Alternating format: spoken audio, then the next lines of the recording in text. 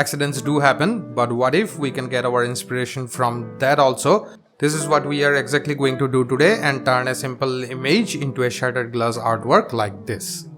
Hello everyone, welcome back to yet another design video, and for those who don't know me, I am Didi, a Photoshop enthusiast and graphic designer based in India, and here on this channel I try to create some designs in Photoshop and share the process with you, and along the way we discuss various tools, techniques and tips and tricks which can be helpful in improving your workflow and leveling up your graphic design game. Looking to add some edgy drama to your designs? The artistic shattered glass effect might be exactly what you need. This Photoshop effects makes your image look like it's cracking apart, but in the most artistic way. It combines high-res shattered glass textures, clever blend modes, and distorted reflections to create a fragmented look with serious visual depth. Whether you are creating a movie poster, an album art, or just experimenting with photo manipulation, this effect is a great way to break the rules and your image in style. It's gonna be a little long, so grab yourself a coffee or something like that and let's get right into it. We'll set up the canvas of our choice and bring in the image which has got the main subject and drag and drop onto the canvas and resize and position it as we want.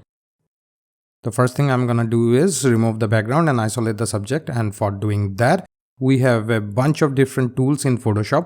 I'll be using the easiest and simplest of all, the quick selection tool. We'll have to click on this select subject button right at the top and Photoshop will do the job of selecting the subject for us. It's not perfect, but it does the job pretty good and save us a good amount of time. And now we can refine the selection and make it as perfect as possible. By the way, I am assuming that you are well aware of the quick selection tool and know how to use it. But if it's not the case and you are someone who is just starting out, then I would suggest you to watch my playlist on background removal where I have discussed all the tools and processes, and I'm pretty sure those will be helpful for you. Most of the selection is done except some tight spots like this. Keeping the selection active, we'll now apply the layer mask and all the background is gone. Now we'll select the layer mask here, activate the brush tool, make the brush smaller by pressing the left square bracket key. Right click anywhere on the canvas to open the brush settings and select the hard round brush. Make sure the foreground color is black and we will paint over those areas to mask them out manually. You don't have to be very precise here, but if you are not in a hurry, then try to be as precise as possible.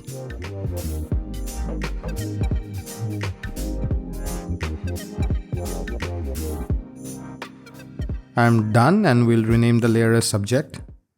We'll create a background, and for that I will right click here and click on solid color to add an adjustment layer. Make it white and drag the layer below the subject layer. We are finished with the first step, and in the next step we will be working with some textures to create the effect. I'll resize it a little and put it here. Now we're gonna need a texture, and for that I have already downloaded few images of glass break texture from texturelabs.org, and we're gonna bring the first one and drop it onto the canvas, rotate it and resize it to fit the canvas. Okay, now since our background is white and the cracks here are also white, we cannot use it like this. In fact, we need just the opposite. That is, the crack should be black so that it's visible. For doing that, we will keep the texture layer selected and press Ctrl or Command I to invert the image, and there we have it. By looking at it, you can easily say that it lacks contrast. To fix that, we have to make some adjustments. Just make sure it's a smart object. If it's not, first convert it into a smart object, and this is important because once it's a smart object, any adjustments, effects or filters, whatever we apply, it will be fully editable and we can make changes to them at any point of time.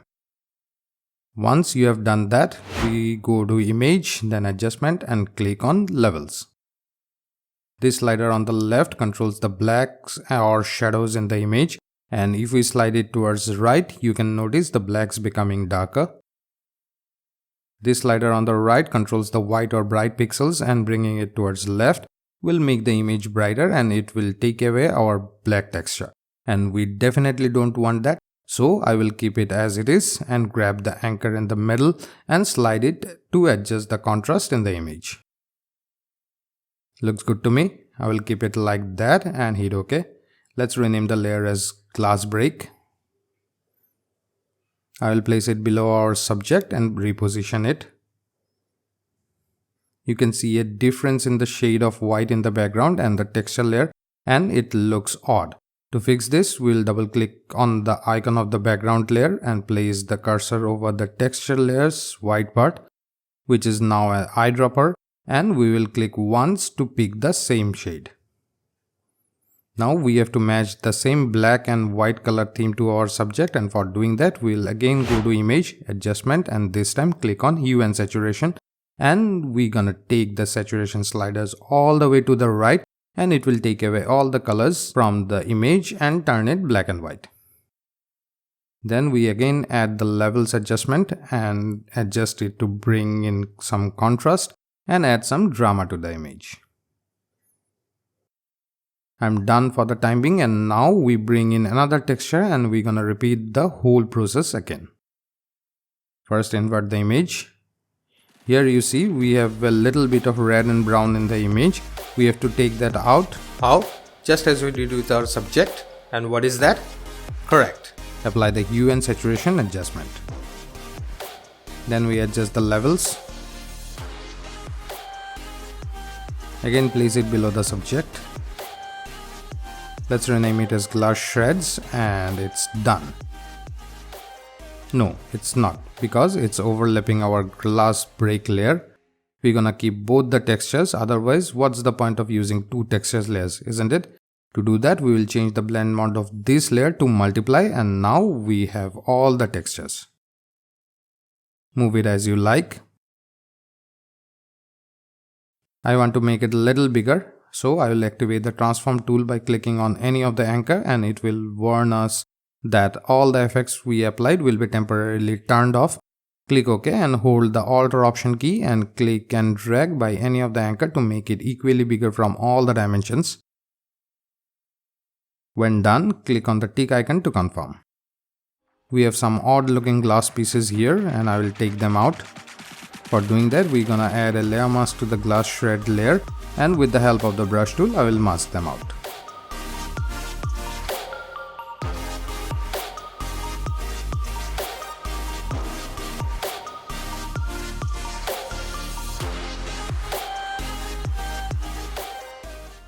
Our base is ready, and now in our next steps, we're gonna spice things up and make everything pop. But before moving ahead, I would request you to hit the like button and show your love and support and help the channel to grow. It means a lot to me. And if you're interested in similar contents, then subscribe the channel, and clicking the bell icon right next to the subscribe button will ensure you get notified of all my future videos. Coming back, I'm going to bring in an image which contains the shattered glass pieces, and I have downloaded it from pngtree.com. We are using a lot of textures and images in this project, and I will be leaving the links of all of them in the description in case you want to use them in your projects as well. And this time I will hold the image and drop it onto the Photoshop icon so that it opens up in a separate canvas, and the reason for that is we don't want the whole image here. We are going to use only few pieces. To make properly visible, I am going to add a solid color adjustment layer below it. As the glass pieces are white, we have to again invert the image, change the background to white, take away the saturation, and now we start making the selection of the pieces. We can do the selection in two ways. First, using the quick selection tool. The selection is pretty good. Then, keeping the selection active and the layer selected, we're gonna press Ctrl or Command J to make the copy of the selected area. And now if we turn off the visibility of the original layer, here is our glass piece. If you see some extras like this, take the eraser tool and paint over those areas to take them out. I'll rename the layer as piece 1, and we will be taking some more pieces from here. Another way of making the selection is using the pen tool. It's more precise, but it takes a little more time.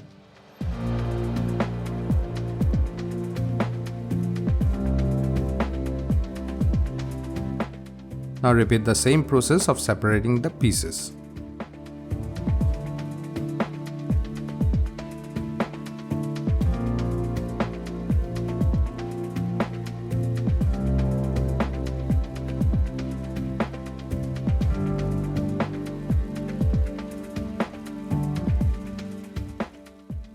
I have taken 7 pieces, you can take more if you want. And now select all these 7 pieces together, drag them and drop onto our main canvas. Press Ctrl or Command G to group them together and rename the group as glass pieces. Now I'll be resizing and placing the glass pieces at our desired positions.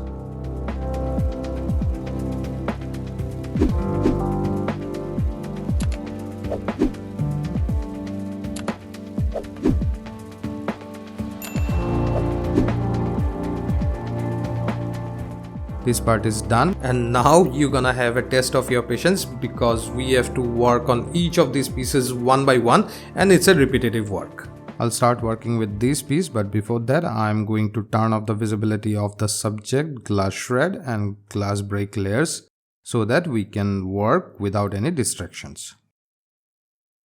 You can also turn off the other glass pieces as well. And now we bring in another image and place it above the piece 1 layer. Make it smaller, turn off its visibility and make a selection of the piece 1 layer with the pen tool like this. Turn on the visibility of the image layer and apply a layer mask to it. Then we activate the move tool. Click on the chain-like icon to unlink the image and layer mask. Click on the image icon and now we will be able to move the image inside the mask like this. We can also make it bigger or smaller, rotate it and place it however we want. I will keep it like that and again click in between the image and the layer mask here to link them. Now we select the image and the piece 1 layer, link them together, and now since we have the black and white color theme for the project, we will maintain that, and for that we will select the image layer and apply the hue and saturation adjustment and take away all the colors from the image. Play with the levels a bit. Now what I will be doing is totally optional, you can skip this part, but I want you to have a look at it. If not here, you can use this effect in any other project. I don't like the photo look of the image, I want it to look like some kind of illustration or art. To create that effect, we will of course, keeping the image layer selected, go to filter and click on filter gallery, and in here we will apply the cutout filter in the artistic folder. It's way too abstract. We'll bring down the add simplicity and then number of levels, which determines the number of colors on the image. Adjust the sliders and see what suits you. I will keep it like that and hit OK. Yes, this is what I was looking for. We then again select both this image and piece 1 layer and convert them into a smart object. This way we will be able to make it non-destructive and make changes to them at any point of time. I'll rename it as piece 1. Now you can turn back on these layers to have a sneak peek of the effect. I'll adjust its opacity a little to make it translucent like that of a glass, and also want this piece to appear as if it's coming out from the back of the subject. So I'll add a layer mask to it and take the brush tool, choose the soft round brush and mask out just a little of this area. I think you got the idea, and now we have to repeat the whole process with all these pieces, and that's why it's a test of your patience. I don't want to bore you by showing the transformation of each and every piece. I'm pretty sure you can do that by yourselves once you get the concept, and so I will be skipping to the part where I am done with the pieces and show you the further steps. My pieces are complete, and now we can do the positioning and placement of the pieces.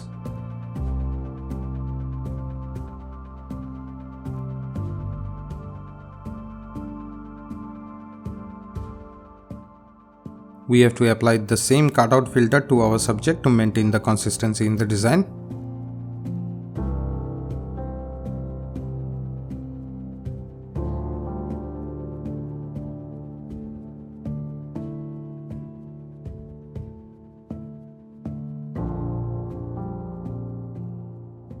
Okay, I was thinking of adding an accent color, and I'm thinking of adding that to a glass piece, which is this layer.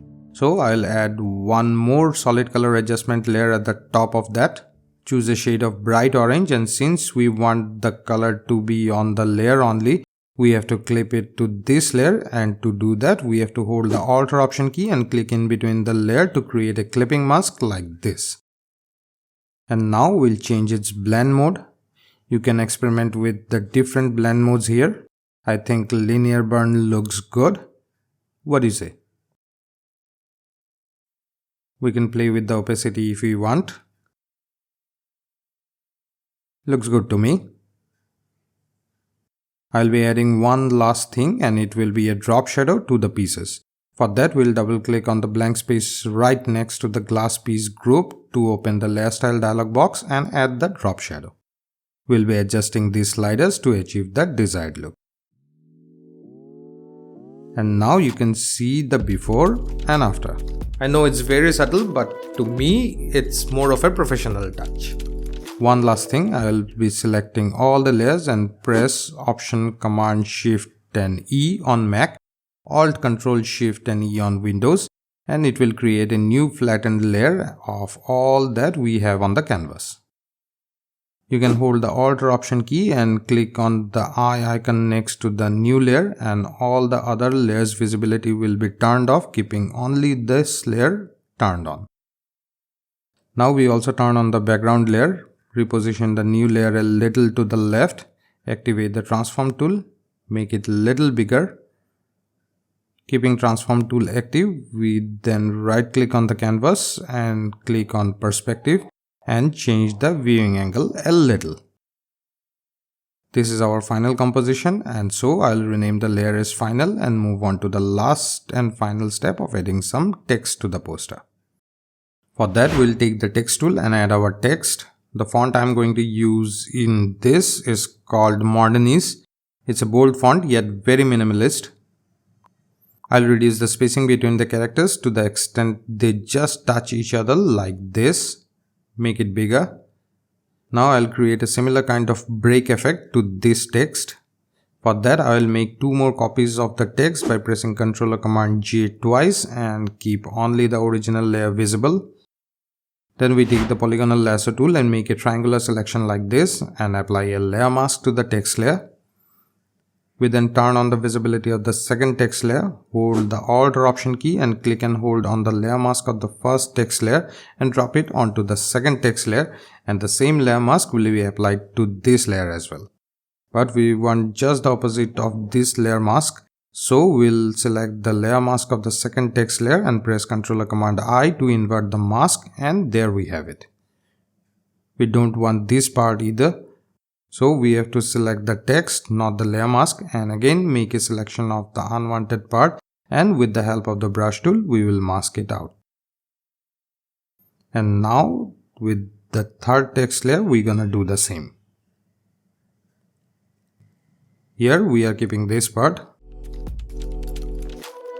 And now we'll move all these 3 text layers in such a way that it appears like broken. We'll select all the 3 text layers and convert them into a smart object, and now we will resize and reposition the whole thing as we like.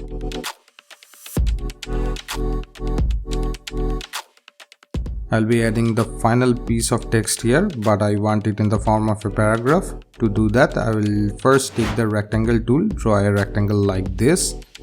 We don't want any strokes or fill. And again take the text tool. You will notice the cursor is now changed, and now when we click inside the rectangle, it remains inside it. Type the text. And for this, I am using a font called Permanent Marker.